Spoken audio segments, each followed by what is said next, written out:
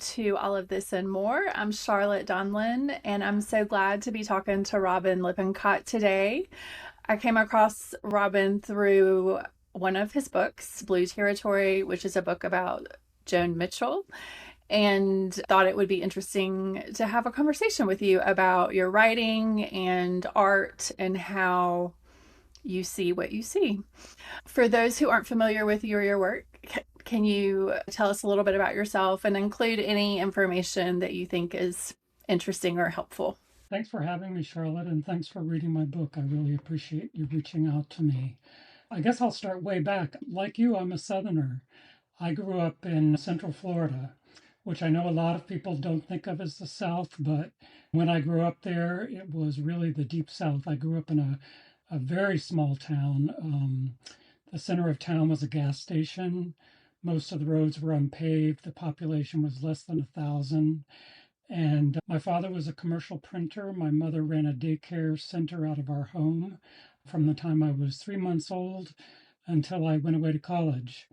I also have two older sisters with whom I'm close.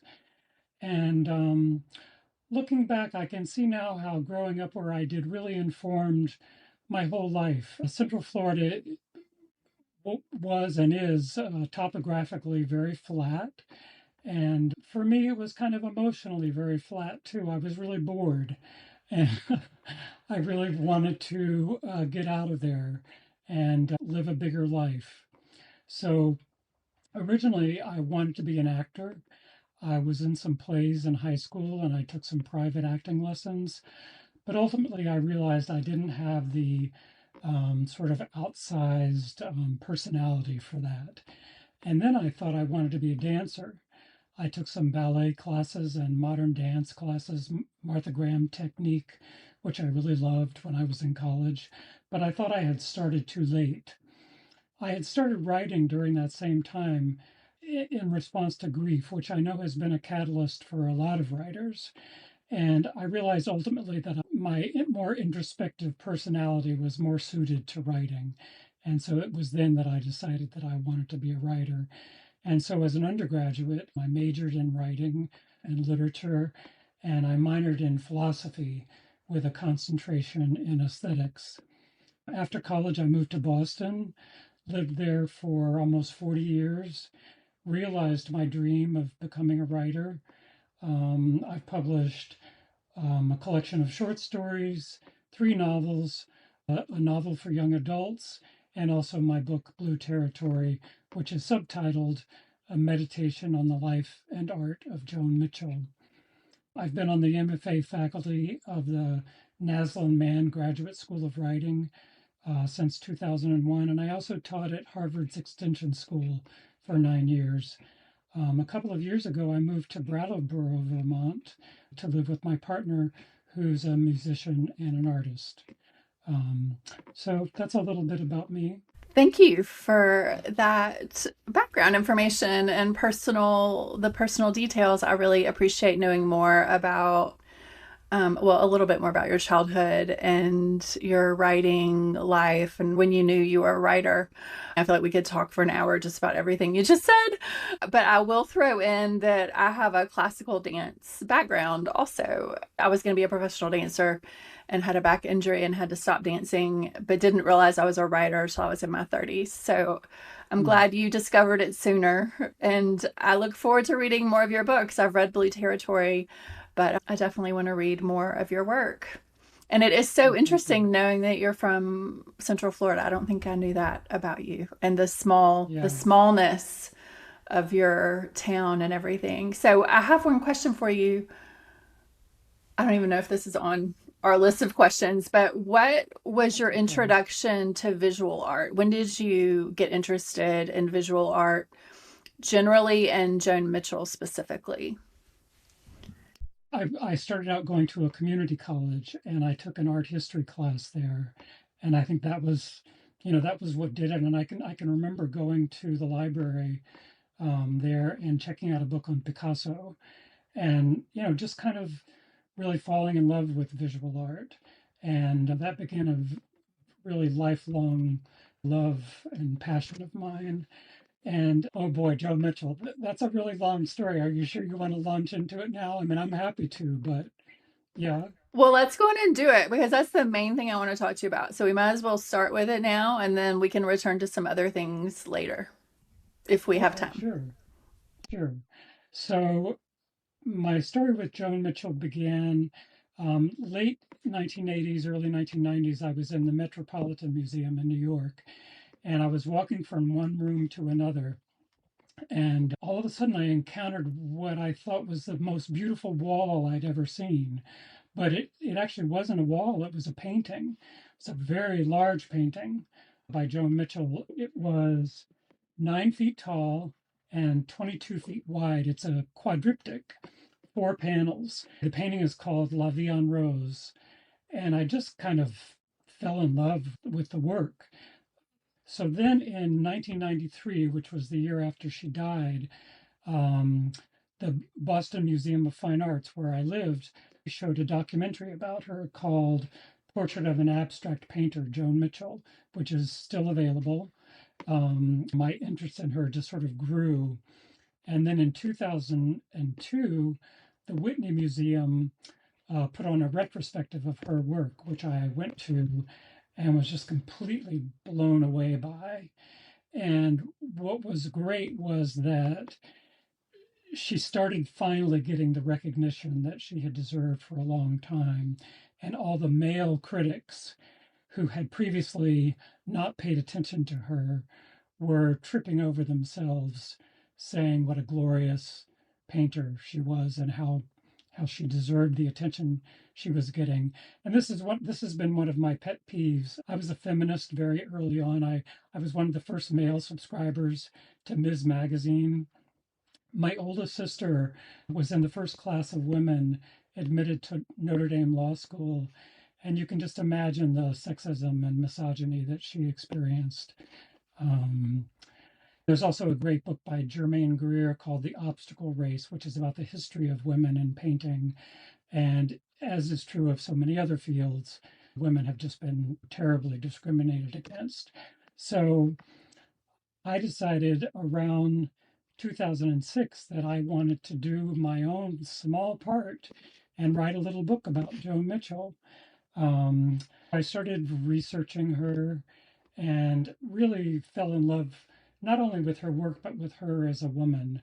She was very tough on the outside, but inside, she was very fragile and sensitive. I think she's sort of needed to develop that tough exterior to just to survive in the world. You know, when she was coming up, people like Jackson Pollock and Willem de Kooning were the stars in the art world, and it was a very macho, heavy drinking period. So that's another reason why I think she worked big to get attention. So I started my book, and it took me from the beginning of my interest to getting the book published about 10 years. The book I originally wrote was about twice as long as what I ended up with because I didn't like what I had. I wanted it to be reflective of her work. I wanted the form to mirror the content. So I really drew on her painting style in the way that I wrote the book. If you're thinking of one of her big canvases, the way she uses paint on the canvas, there are a lot of different methods, and I wanted to use a lot of different methods in the book. Hopefully that sort of addresses your question in a very long way. That's wonderful. It's so fun to hear about the painting that makes a Joan Mitchell fan, you know? And I haven't seen La Vie en Rose and I don't even know if it's on view right now at the Met, but if it is, I want to see it as soon as I Be sure can. you check before you go. Yeah, yeah. I did see Hemlock at the Whitney before they took it down in Um, April. And I okay. love that you were at that 2002 retrospective. I've read about it and wish that I had known in 2002 to get myself there. Fell in love with her work a couple of years ago through a postcard in our museum gift shop at the Birmingham Museum of Art. They have one of Hmm. her triptychs, Bonjour Julie, And I just fell in love with the postcard, and they finally put it on view this year, I think for her centennial, and Hmm. it's with another sort of exhibition on gesture, I think gesture or markings, one of those. And I when I saw it in person for the first time, I fell in love with her work even more. And it was so wonderful to like see it in person, the real thing, after just looking at a postcard for a few years that they happened to have in the gift shop. So I would love for you to read some of your book for us. Is there an excerpt, a couple paragraphs that sort of encapsulates the beginning of your journey with her? Like maybe it's in chronological order, but not necessarily in the way you did it. What excerpt would you say is one of the encapsulations of your relationship with her art? I mean, it's just one glimpse. It doesn't have to tell the whole story. Kind of a tough question, but I'll see what I can do. I think I'll start with this one, which is about a page and a half. Is that too long, or is that okay? That's great. As you know, there are a lot of very short chapters throughout the book, and this is an early one called Big Joan, Little Joan. She is a woman you will never see without a cigarette between her fingers or her lips until it is too late, the cancer, and a drink, preferably Scotch and much later wine, is rarely very far away from the other hand when it is not holding a paintbrush. Because of how she paints, actively, she will be always slim, forever fit, with broad shoulders, strong arms and torso, and thin, shapely legs. There is the unvarying mop of brown, shoulder length hair atop, bangs brushing characteristically raised eyebrows, and there is that wry, shy smile. Later, there are the oversized face obscuring glasses. It is all about hiding and seeing. She has been farsighted since age 3. Many will say that she has the mouth of a sailor, that she is tough, irascible. In France, they will call her sauvage, as both Van Gogh and Cézanne were sauvage. In her case, because she is direct, says what she thinks, is not careful or diplomatic, or as she defines it, hypocritical, lying really. But she is also an innocent, downright girlish.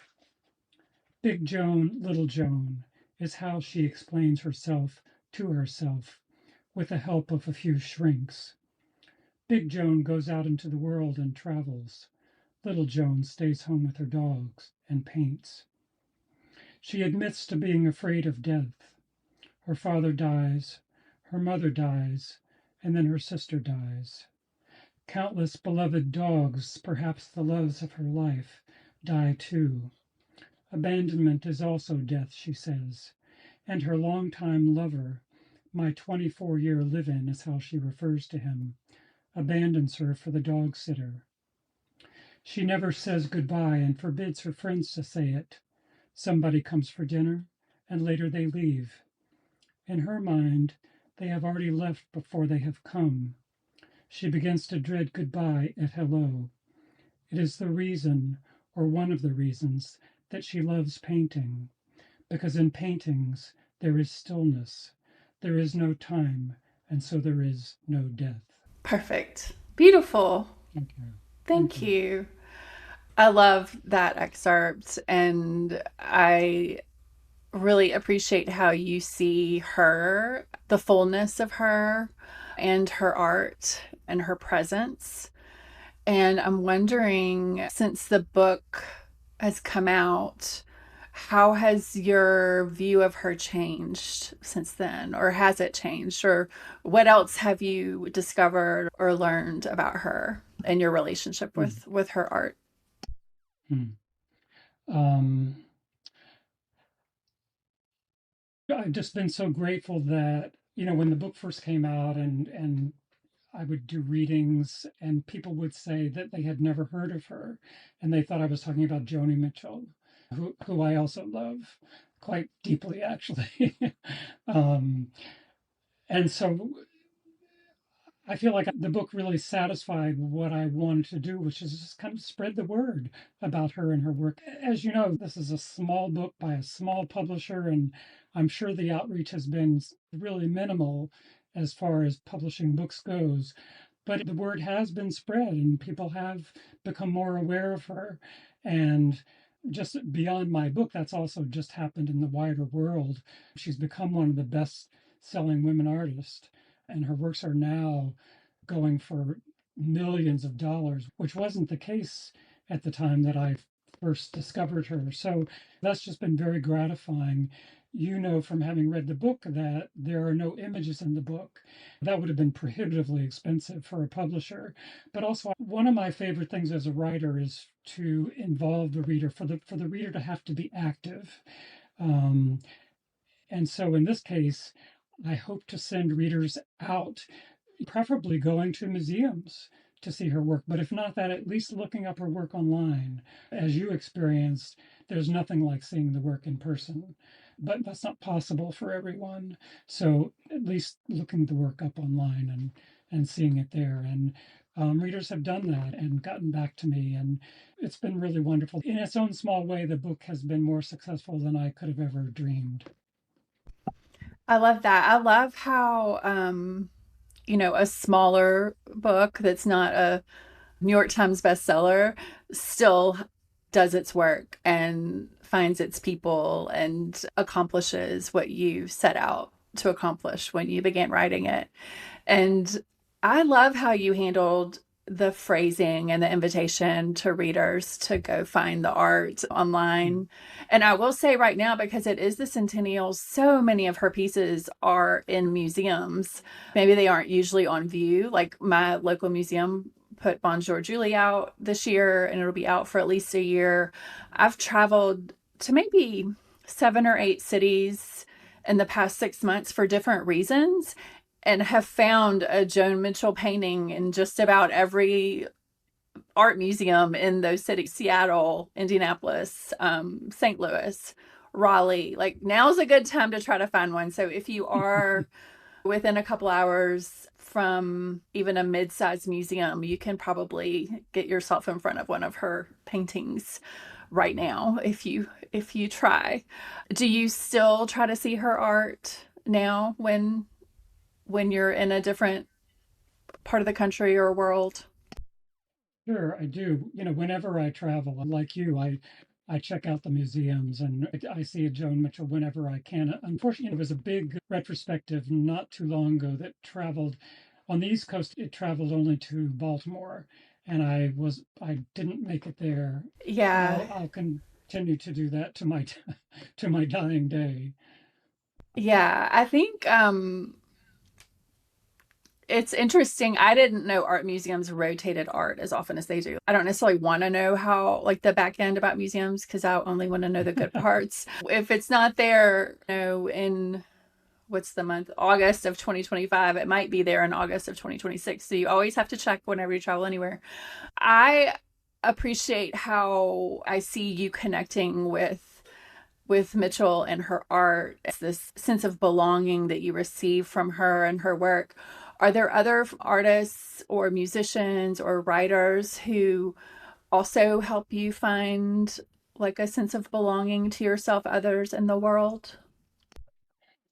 Oh gosh, yes. Where do we begin? There's a quote that I've known for about 30 years from, of all people, an acting teacher, Stella Adler. She's one of the great acting teachers. She taught Marlon Brando, Robert De Niro, people like that. And she said, "Life beats down and crushes the soul, and art reminds you that you have one." And so for me, art is really my spirituality. It's what feeds me.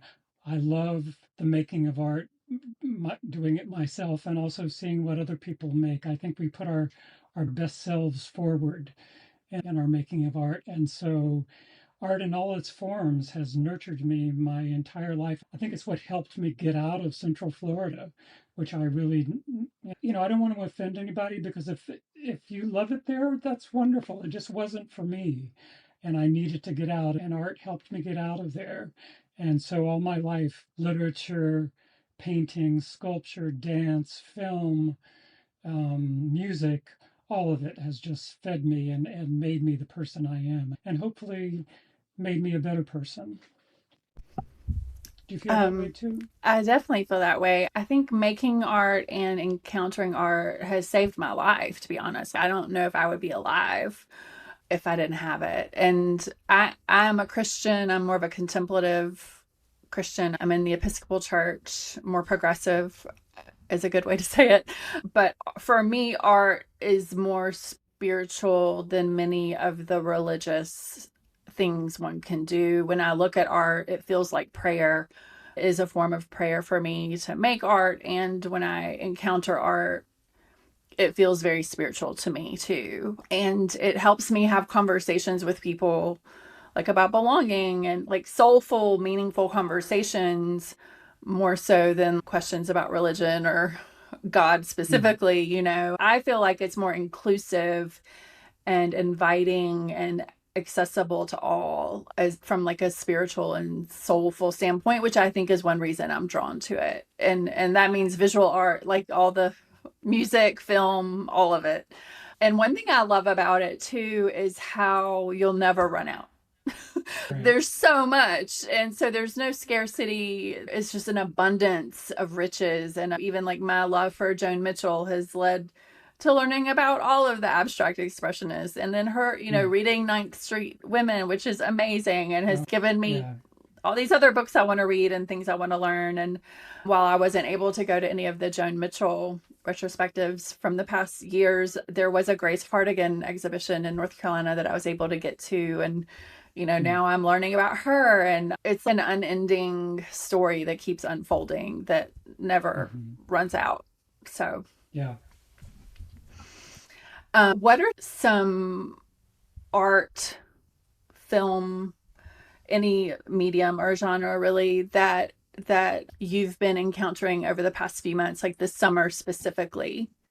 Well, I just finished reading a biography of the poet James Schuyler, who's been one of my favorite poets for a very long time. This is the first biography of him. I've been waiting for it for years and years and years. So that was thrilling for me. And I really ate it up. I probably read it too fast. I was so excited.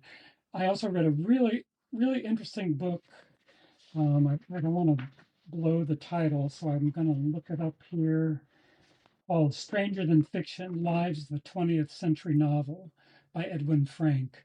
It looks at the great novels of the 20th century, and it's just extremely well written. And one of the things that it did for me is it just reminded me of the value of the form of the novel. I think it's a really incredibly valuable form. And so there was that. I guess in terms of literature, the other thing I wanted to mention is my friend Alice Bingham Gorman, who is 88 years old, just published a collection of poetry called Daffodils in December.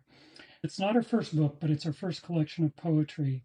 And it's so wise and beautiful and simple in its summing up of a life. So I wanted to mention that. I saw a painting by Lee Krasner that I really liked this summer at the Wadsworth Athenaeum in Hartford, Connecticut. There's a film that's not new, but it's called Portrait of a Lady on Fire. Sort of too difficult to summarize, but it has portrait painting as a very key part of it. Let's see. I'm always listening to Joni Mitchell. Always. She's my favorite musician and has meant a lot to me and taught me so much. So those are a few examples. Wonderful. Thanks for sharing. I have started reading the Schuyler biography. I haven't finished it yet because I had a big deadline I needed to handle. But I was led to him through, the New York New School. York School. And can you describe for those listening his connection to Joan Mitchell and some of that community or those threads that are interesting, I think, for writers and artists and how they Sure, collaborate? sure. That period and those people have always been fascinating to me because I love it when a bunch of artists come together, a bunch of creative people. And so, back in the late 40s, but more in the 50s and even into the 60s in New York, probably in geographically in a very small space in Manhattan, the Village, probably mostly. There were, the painters Willem de Kooning, Jackson Pollock, Grace Hardigan, Joan Mitchell, Lee Krasner, Elaine de Kooning, Willem de Kooning, Franz Klein, James Schuyler, the painter Joan Freilicher, and they all, John Ashbery, the poet, if I didn't mention him, they all knew each other and collaborated. And, and then there were the jazz musicians they went to see, Billie Holiday, and it was just such a creative time. James Schuyler and Joan Mitchell collaborated on a book. John Ashbery and Joan Mitchell collaborated on a book. All of these things now are prohibitively expensive. I have seen pages from some of them, but I think that gives a sense of just artists inspiring each other, um, and either collaboratively or not. So I think that gives a sense of a New York school. They're referred to often as the New York School of Painters and the New York School of Poets. And some of them, I think, bristled against those categories. There's a line in my book.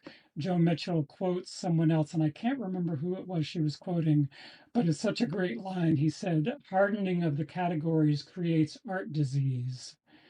And I think a lot of those artists sort of resisted being pigeonholed, put into a box in which they didn't want to fit. Yes, yes. I don't like being put into boxes, so I get it, but it is helpful to be able to say the New York School of Artists or Poets and you kind of know what you're talking about. So categories Sure. are helpful, but I don't think they should be the only way to describe someone and their art or their poetry. The show I saw in North Carolina was specifically focused on the collaboration between poets, and Grace Hardigan and her, she collaborated with Schuyler and with Barbara Guest. And Mm-hmm. there were a lot of notes from the curator who did the research, found notes between her and Barbara. And it's just fascinating to me how they informed each other. The paintings informed the poetry, and the poetry informed the paintings at times also. How did writing about art sort of intersect with your viewing of art? Can you describe that a little bit? Like, how was that different than writing about other topics? And did you learn anything through that process? Um, I feel really passionately about art. I really love it. I'm really inspired by it, and just I think bringing that to my writing, I think can only fuel it. But I would say also that one of my earliest teachers and mentors, the writer Sina Jeter Naslund, who was born and grew up in Birmingham, she gave a great lecture and often talked about the importance of vividness in writing. And one of the ways of bringing vividness to your writing is through the use of color. And so that's something I always pay a lot of attention to in my writing is the use of color, which I've also learned through film. So I hope that answers your question. Yeah, that's a great answer. And I can see, and well, now I want to reread your book. Mitchell's use of color is a great, One of the great for someone colorists. who's paying attention to color, she's a good one to be drawn to. So, Yeah, um, absolutely.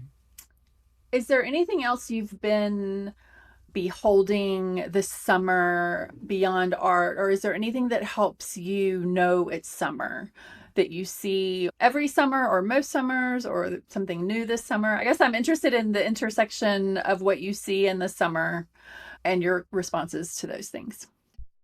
I'm a walker. I love to walk. I need to walk. And I often, I think this has been true of many writers, true of Virginia Woolf, for example.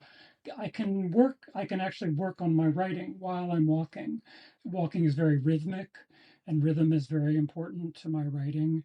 And also, I think walking encourages slowing down and paying attention, both of which are very important to writing. Vermont is still somewhat new to me. And one of the things I've been noticing, which is so interesting, is that it's almost the opposite of what I grew up with topographically. It's very hilly around where I live, also mountainous. There are the Green Mountains, and so I've been noticing that and noticing my neighbors' yards and people's gardens here. Um, Instead of paving paradise, to quote Joni Mitchell, which I think more often people tend to do, I feel like here people sort of work around the natural world more than the opposite. And I really like that. People's gardens tend to be wilder here.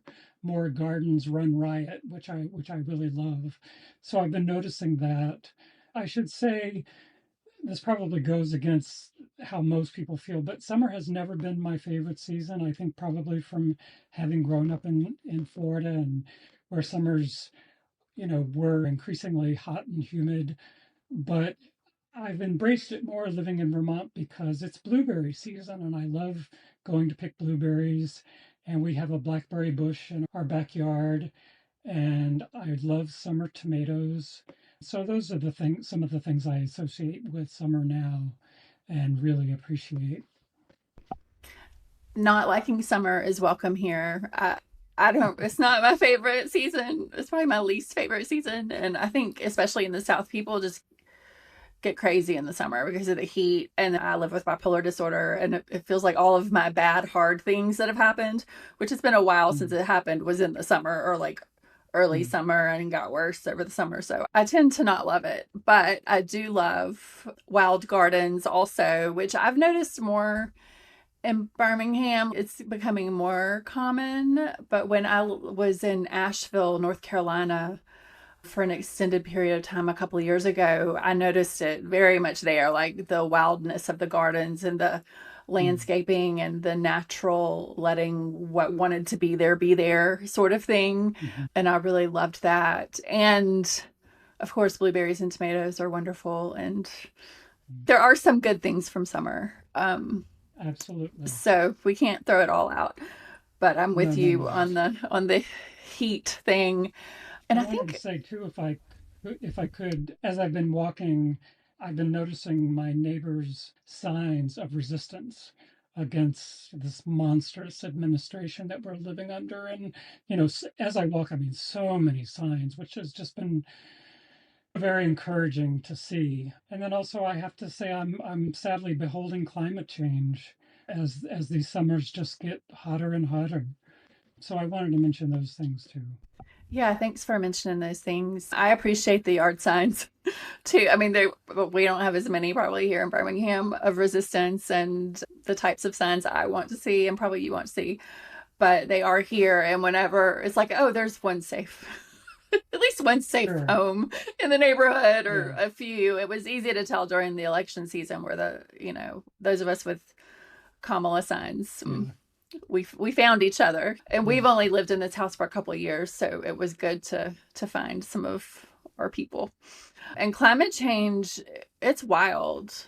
The more Yeah. I read and the more I learn about what's actually happening, honestly, what got me interested this year is spending time at the Cahaba River, which is one of the rivers that flows through Alabama and feeds into the Mississippi further south. There's a park about a 2-minute drive from my house where I can go like sit on the river.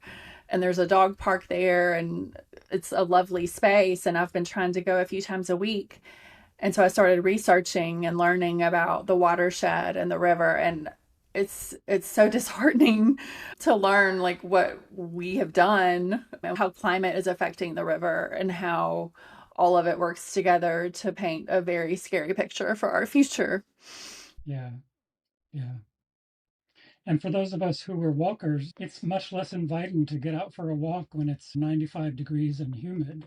So there was an article in the Atlantic recently talking about how summer has become the new winter, in that, keeping people inside and from going out and doing what they want to do. And it's a new kind of seasonal affective disorder. Instead of getting depressed in the winter, people getting depressed in the summer, which Yeah, would certainly be more my case. I haven't read that particular article. I have read about summertime seasonal affective disorder, and now I want to read that because the only way I get to walk as much as I want to is if I get up at 5:30 and go do it early, which I enjoy Same here. doing, but so many people don't or don't want to. I'm interested in how you help your writing students see.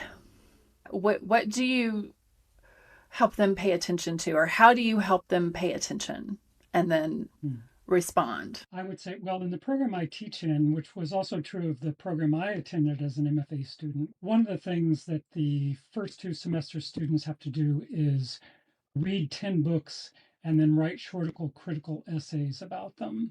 And what that's about is learning to read as a writer. Because reading as a writer is very different from just reading as a reader, as I'm sure you know, because you're paying attention to how the writer did what she or he did, the choices they made, how they made them, why they made them. And so I think those essays are really valuable. And so my students and I we'll work on the reading list together, maybe things they want to read and things that I think they should read. And then when I read their writing, I point out what's working well and what's not working and why it's not working and how to make it work. So I think hopefully all of that helps them see. And then also, I really stress the importance of revision, which is a reseeing, because you know, that's when we really craft the work. I don't know if you've experienced this, but a lot of writers, when they're young, don't really like the idea of having to revise. But I think you come to really love it because that's your opportunity to get it right, to make the art of it. Very few of us pour out, something beautiful and true in the first draft. Occasionally that happens. Virginia Woolf called those the angel visits, but it doesn't happen very often. I love that term, the angel visits. I love Yeah. revision. I feel like that's where the magic is. That's where, like, when you're, especially if you have the time to do it leisurely and find the perfect verb for that one sentence that just transforms a whole paragraph, like one word changing a whole paragraph that's magical to me. And Yeah. I agree. Yeah, I love your take on what we see as writers, and that's where it starts is with what we read and how we pay attention to what other writers are doing, what they do, how we're doing what we do, how we can improve what we've done and rewrite it and revision it. Yeah, lovely. Yeah. Thank you. Sure. Um, People often will ask me, do I think writing can be taught? And my answer to that is that I think writing can be learned. And I think a good teacher facilitates the learning. And what I mean by that is I think writers learn by reading great examples and also by writing. Um, and as I said, a teacher can really accelerate that process. That's what going to an MFA program did for me, and I think it's what it does for most writers. One other thing I wanted to say is that I always encourage my students to read their work aloud because I think the ear catches things that the eye doesn't, and it's a really valuable thing to do. I agree. I almost skipped it when I was turning in the last draft of the Hmm. book that I'm working on now. And I will have another opportunity during the copy edit, which is the main place I want to do it because I'm thinking about rhythm and diction from that standpoint. But I caught so many things by reading it aloud, and it's just I need another syllable in this sentence, or I need to cut 2 syllables here. And I know not every writer thinks of it that way, but or every prose writer, Right, but I do. right. And I agree with you. I didn't start writing till later in life, and my low res MFA was such a gift to give me that time and space to read the 60 books I needed to read and write papers on and find my literary companions and my literary mentors. Sometimes I think I'm a better reader now than writer because I can Hmm. definitely determine what the good stuff is and the excellent stuff Mhm. and the mediocre stuff. Is there anything else you want others to know about your creative life that few people know, or anything else you'd like to share before we wrap up? maybe this has been obvious, but I would just say that I feel like my work and me is a composite of all the things that I've read and seen and written and um, watched and danced and listened to. The arts have really fed me and informed me. And as you said, I was really moved when you said this, and I feel the same way that the arts have really saved my life. I can't imagine life without them.